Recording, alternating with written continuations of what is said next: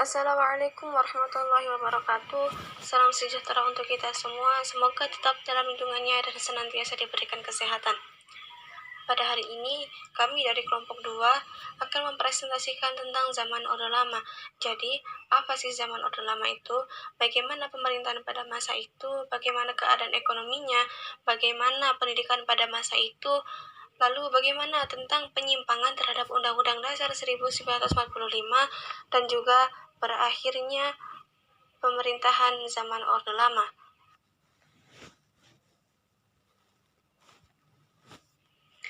Zaman Orde Lama. Orde Lama adalah periode pemerintahan Presiden Soekarno pada tahun 1945 sampai tahun 1968.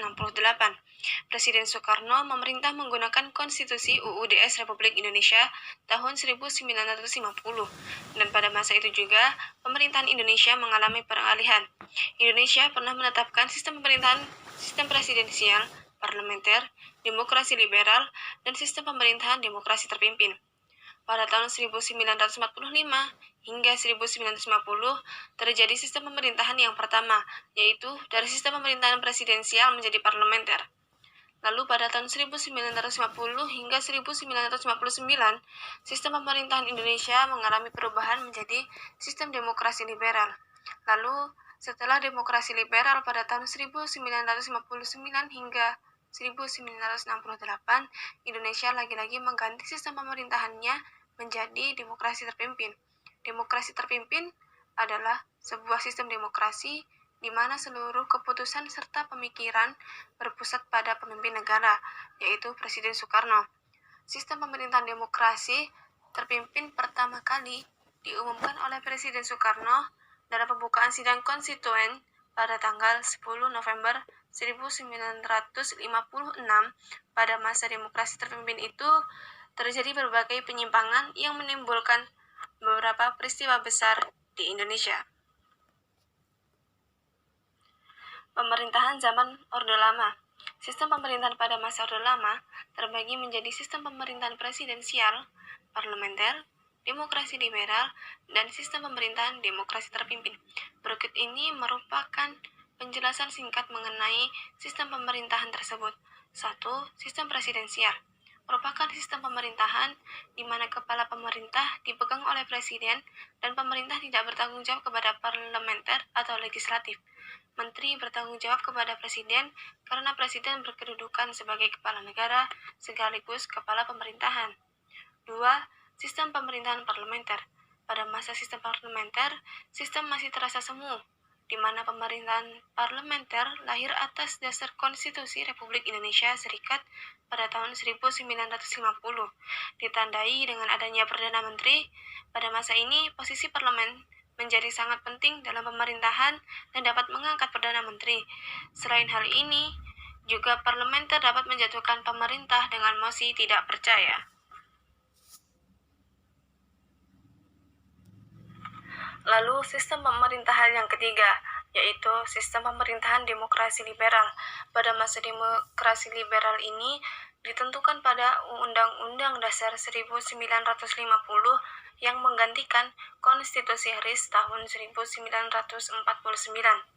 Namun, masih seakan demokrasi yang semu karena yang masih dijalankan adalah sistem pemerintahan kabinet parlementer. Hal lainnya juga dapat diketahui bahwa pengangkatan Perdana Menteri oleh Presiden dan bahkan Presiden dapat membubarkan DPR sehingga kedudukan Presiden tidak dapat diganggu-gugat oleh pemerintahan. Yang terakhir, sistem pemerintahan demokrasi terpimpin.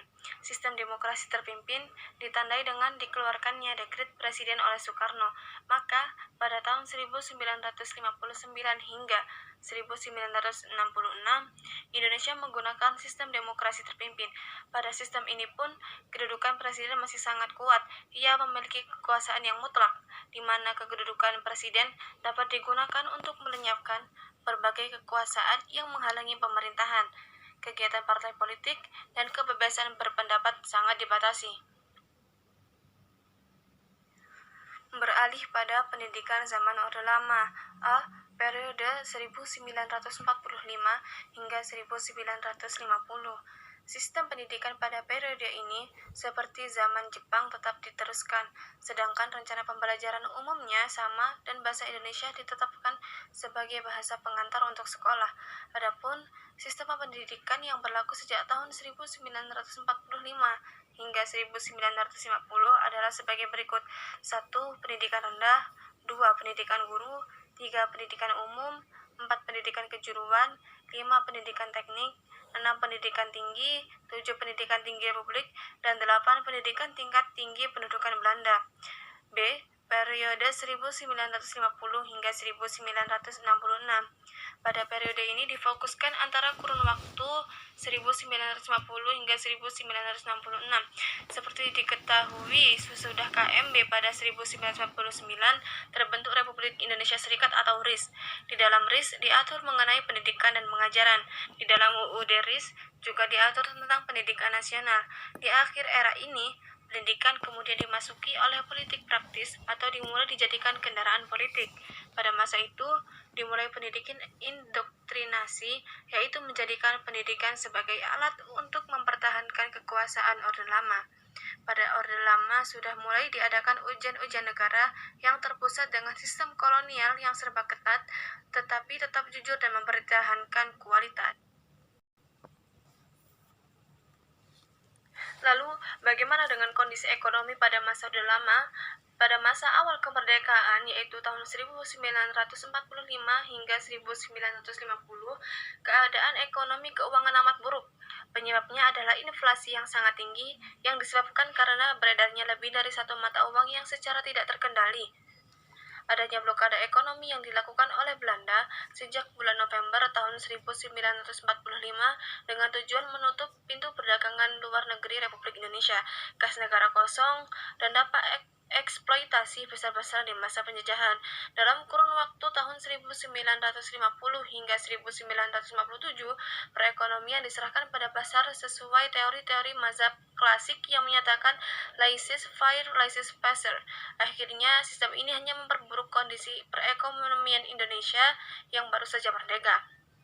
Lalu pada tahun 1959 hingga 1967, adanya Dekret Presiden 5 Juli 1959 secara langsung menjadikan Indonesia mempraktekkan sistem demokrasi terpimpin dan struktur ekonomi Indonesia menjurus pada sistem etatisme, yaitu segala-galanya diatur oleh pemerintah.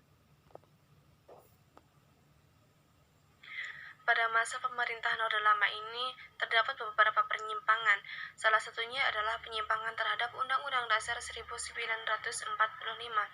Undang-Undang 1945 dibentuk dan diresmikan sebagai dasar NKRI pada tanggal 18 Agustus 1945 oleh Panitia Persiapan Kemerdekaan Indonesia atau PPKI. Undang-Undang 1945 merupakan salah satu dasar negara yang mengatur tentang tata cara kehidupan berbangsa dan bertanah air Indonesia. Namun, sayangnya, pada era Orde Lama terdapat penyimpangan terhadap Undang-Undang 1945. Penyimpangan ini diawali dengan munculnya 1. Maklumat Wakil Presiden nomor 10 pada tanggal 16 Oktober 1945 dan yang kedua adalah maklumat pemerintah yang dikeluarkan oleh Presiden pada tanggal 14 November tahun 1945. Lalu, berakhirnya masa Orde Lama. Berakhirnya kekuasaan pemerintah Orde Lama tahun 1967 diawali dengan dikeluarkannya Surat Perintah 11 Maret atau Super Semar tahun 1966. Dengan ketetapan MPRS nomor 9 MPRS tahun 1966 yang ditetapkan di Jakarta pada tanggal 21 Juni tahun 1966. Keluarnya ketetapan MPRS tersebut akibat terjadinya peristiwa gerakan 30 September 1965 atau Gestapo, Gestok atau G30S PKI, yaitu aksi kudeta Partai Komunis Indonesia atau PKI yang menculik dan membunuh beberapa perwira TNI AD. Pada tanggal 12 Maret tahun 1967, MPRS tersebut mencabut mandat Presiden Soekarno sebagaimana ditetapkan pada ketetapan MPRS nomor 33 MPRS tahun 1967 tentang pencabutan kekuasaan pemerintah negara dari Presiden Soekarno karena dipandang tidak dapat menjalankan haluan negara dan putusan Majelis Permusyawaratan Rakyat Sementara atau MPRS. Terbitnya Ketetapan MPRS RI nomor 33 MPRS 1967, maka secara de jure beralihlah kekuasaan pemerintahan Orde Lama ke pemerintahan Orde Baru. Sekian penjelasan dari kelompok kami, semoga bermanfaat untuk kita semua. Mohon maaf atas segala kekurangan, baik dalam penulisan maupun pengucapan. Wassalamualaikum warahmatullahi wabarakatuh.